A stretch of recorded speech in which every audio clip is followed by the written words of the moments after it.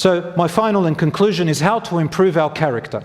I'll give you just 8 simple guidelines and you can work on them. Number 1, the first place to start is to find a way to increase your knowledge about the rewards and the consequences of bad character.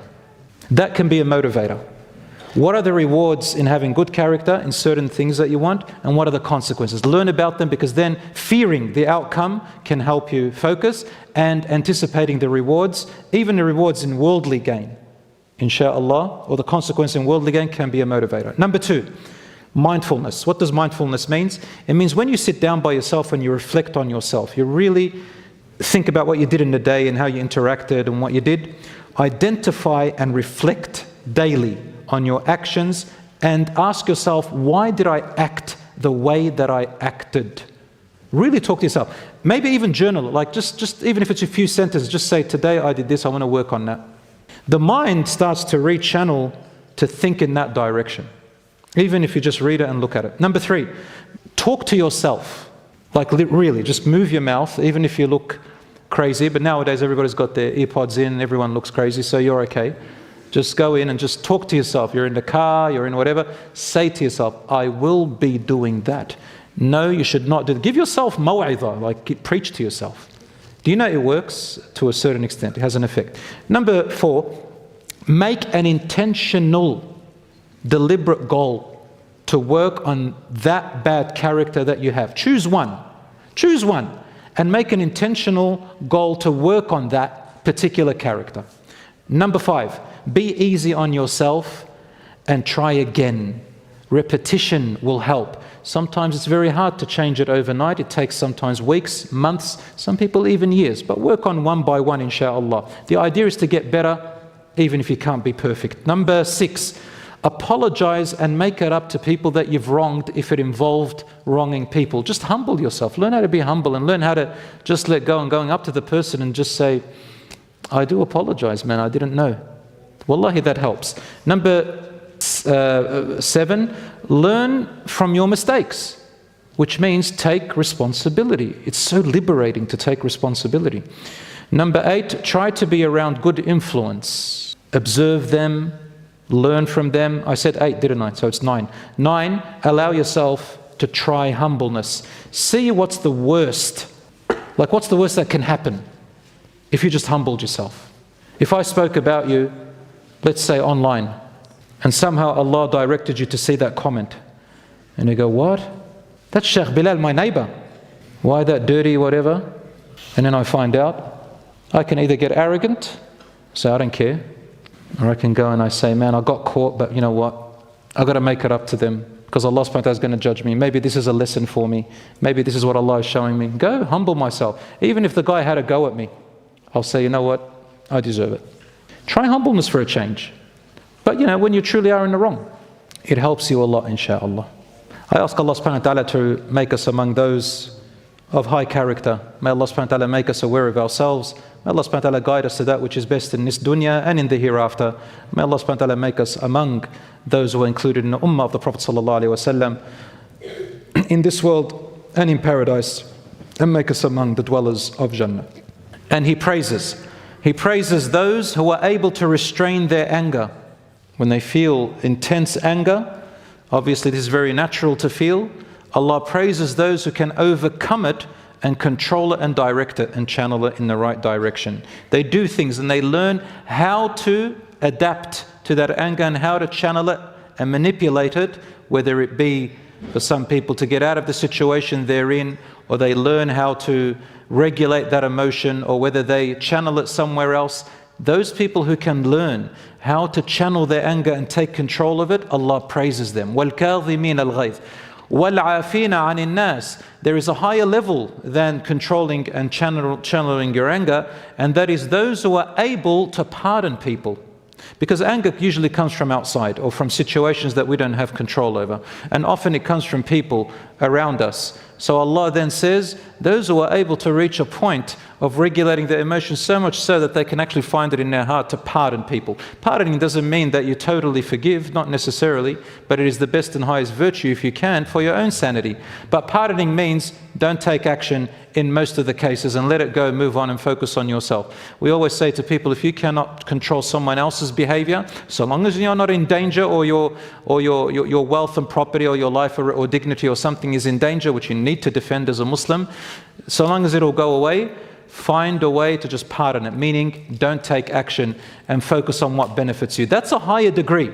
Not everybody can reach it, and that is why the reward is equal to the strength of a person's ability to reach that. Not everybody can reach it, and that's why the reward is higher. He also said, sallallahu alayhi wasallam, I guarantee a house, a palace, a house in the mediocre parts of paradise. Mediocre parts of paradise. But it's still in paradise, in the gardens, for whoever is able to disengage from nonsensical, non-beneficial argumentation. وَهُوَ إِنْ كَانَ مُحِقًّا, even if he is in the right. In Islam, we are discouraged strongly from entering into arguments, even debates, which don't lead to any good, except just harm, wasting of time. And that's when you talk to someone and you see that they're just like a brick. All they do is insult, you're only wasting your time. So you just say what needs to be said and cut the argument short. You don't, and he said, even if you know you're right, even while you're right. And that's actually a strong character, by the way. When you are able to say the right words and then disengage, you've won. But we're not there to win. We're there to guard our character. وَأَعْرِضْ عَنِ الْجَاهِلِينَ, turn away from those who are ignorant. And ignorant doesn't just mean someone who doesn't know something. Ignorant also means people who do know it, but they're manipulative. They want to fight. They just want to cause trouble. أَعْرِضْ عَنْهُمْ, turn away from them. Go and focus on where your time is better spent. The Prophet, peace be upon him, said, a mediocre place for those who disengage from nonsensical, non-beneficial argumentation, even if they are right. And I guarantee a palace or a house in the heart of paradise for whoever avoids all forms of lying, even if they are joking. And what does that mean? It doesn't mean any type of joke. So you might say a joke to make people laugh or to say a lesson out of it. The joking here means a joke that causes harm, a joke that is inappropriate, a joke like lying with your joke to hurt people or to put down people. Oh, we're just joking. Rasul Sallallahu Alaihi Wasallam said, I guarantee in the heart of paradise. And then he said, and I guarantee a place in paradise, in the highest place of paradise, for who? For the ones who have excelled in their character. So character is an all-rounder thing. The hadith is Sahih in Abu Dawood.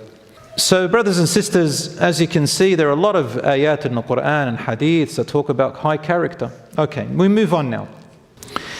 The level of good character from person to person varies. Some people excel. Some people are halfway. Some people are doing their best. And then there are some people who just give in to their bad character and personalities knowingly, and they just say, that's what I am. You like it, don't like it. And they swear at you, stuff you. No. And they vary, right? The whole idea, brothers and sisters, that Islam has come with, the Prophet ﷺ said in the hadith, which is authenticated through other hadiths, as a matter of fact, I've been sent to help you complete the virtues of your character. This is what we work towards. So people vary in character for two reasons. Number one, you are born already psychologically imprinted in your genetics with a certain personality, psychology, and behavioral tendencies. Did you know that? That is established in scientific research, and it's also supported in the hadith of the Prophet, peace be upon him, in our sunnah. The Prophet, peace be upon him, said, the hadith is Sahih Muslim, he said, "An-nasu ma'adin." People are like different metals. And we talked about this another time. Meaning some people are like gold, some people are like silver, some people are in between, some people like metal, some like steel, some are like iron, some are like this or that. So people are like different types of metals. Their value is different based on their character, their personalities. Some have a tendency to get angry very quickly if they are challenged or put in a place where it's their automatic reflex and response. Other people get sad very quick. Other people are more emotionally driven. Other people are a bit more kinder. Other people a little bit more rougher. And so on. That does not mean that you should settle for that. All it means is that that is your test in life. And you've got to try to work on calibrating that and improving. We call this in genetics epigenetics. And what it means is that it's a predisposition, you're born with it inherently, but it means that you're susceptible to certain reactions in certain given conditions. You need to recognize that. Write it down in your journal and start saying, how can I improve on that? And I'll give you some strategies at the end. The second way that a person's character varies and their behavior, of course it shows in their behavior as well, is when it's acquired.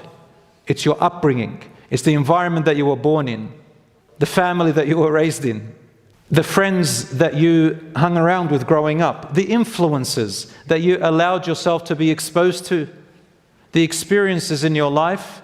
These things affect your behavior.